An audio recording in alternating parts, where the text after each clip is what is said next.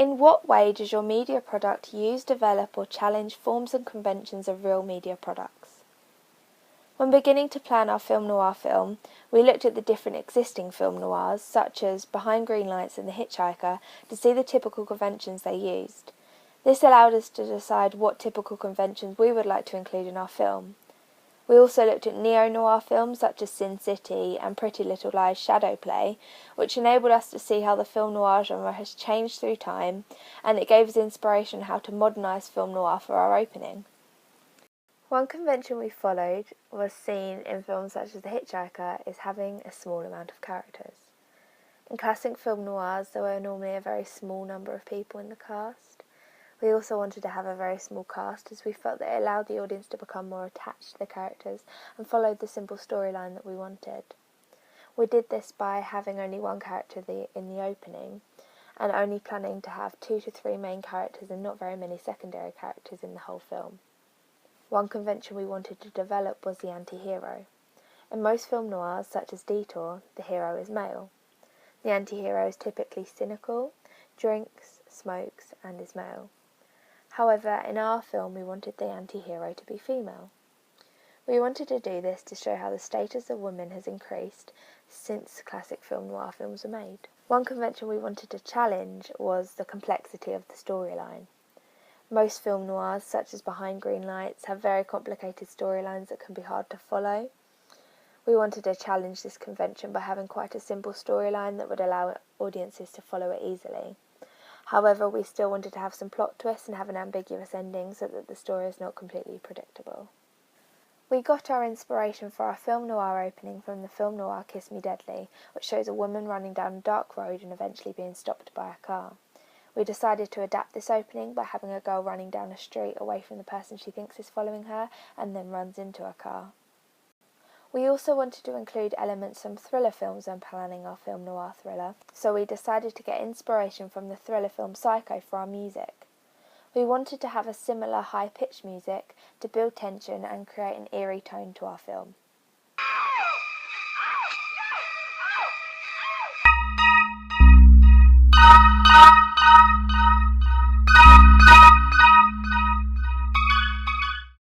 How does your media product represent particular social groups? Our film mainly represents a social group of women. We both followed and challenged the traditional stereotypes of women during our film.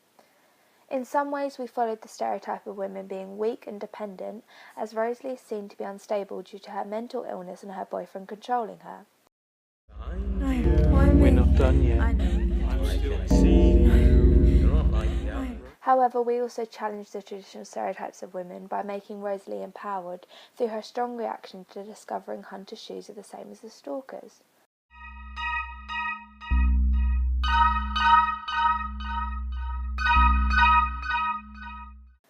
Also, due to her being the main character, she is our anti-hero. It shows that she is privileged by the text and is not being marginalised, which is typical of most films.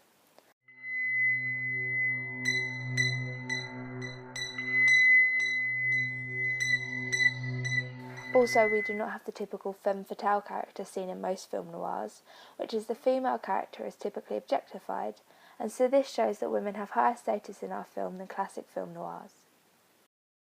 What kind of media institution might distribute your media product and why? We looked at independent film companies to see whether they would be better at distributing our film. Independent film companies such as Artificial Eye and Vertigo Films typically have quite small, niche audiences. This is because they typically distribute films that are targeted to certain social groups and only appeal to a small audience. They also have a smaller budget, meaning they struggle to reach a large audience. Out of all the independent film companies, we feel that Artificial Eye would be the most suited to our film, as they distribute small, interesting films that are very creative and different from the blockbusters.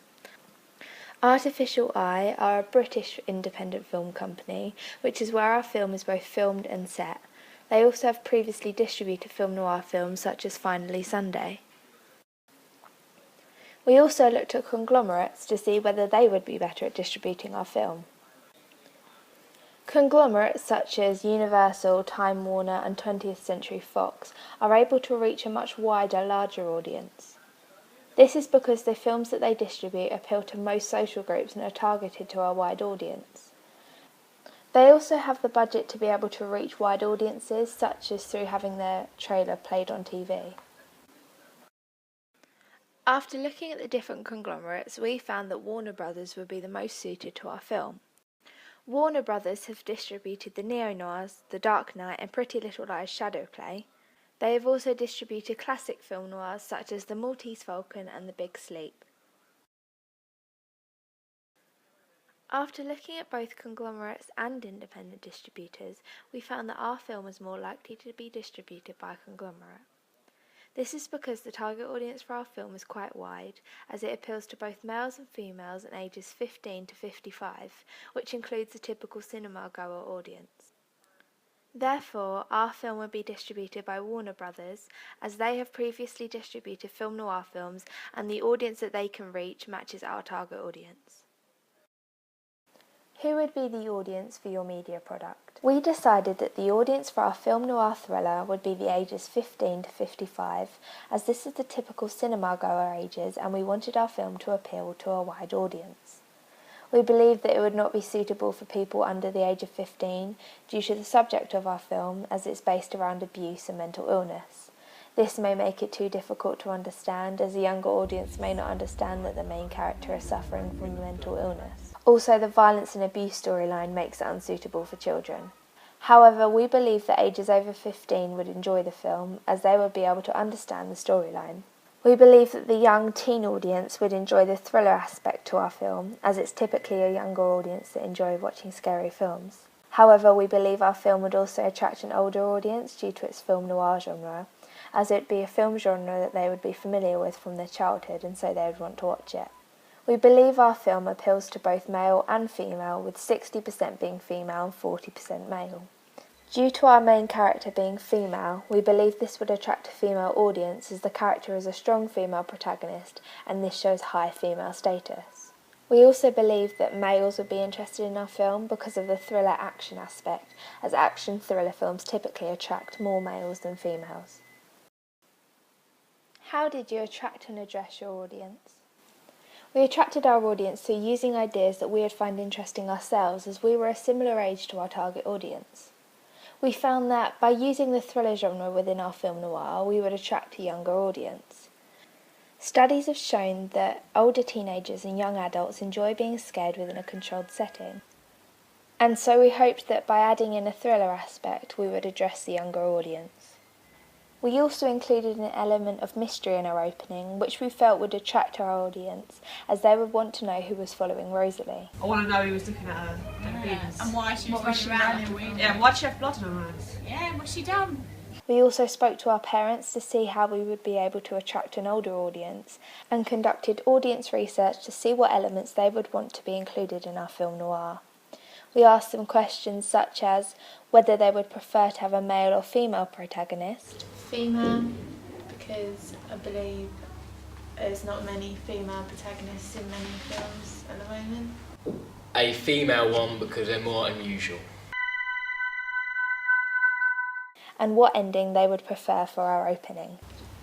I think the one where she hides, because I like the thing that you can have like the tension building as the shadow approaches her. I prefer ending B, as I believe it's just a little more interesting than ending A.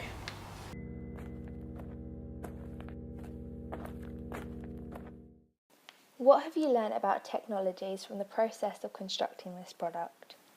When beginning the AS Media course, I only had knowledge of how to use iMovie due to using it at GCSE.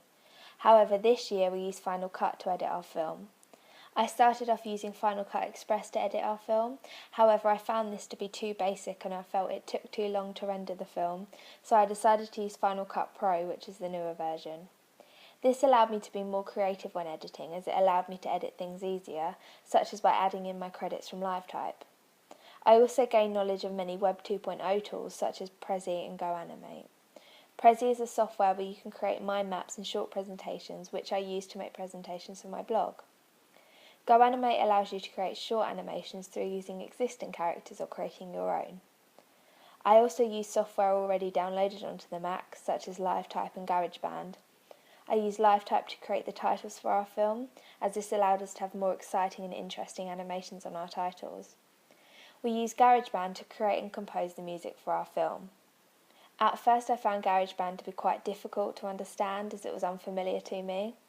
However, once I understood the basics, it allowed me to develop my skill and finally compose the music for our film. Looking back at your preliminary task, what do you feel you have learnt in the progression from it to the full product? I feel like our group has developed our skills a lot, as we are now much more knowledgeable on both filming techniques and editing software. We learnt the 180-degree rule, which is the idea that the camera should remain on the same side of an imaginary line perpendicular to the characters. This can be seen in our preliminary task where the two characters are talking.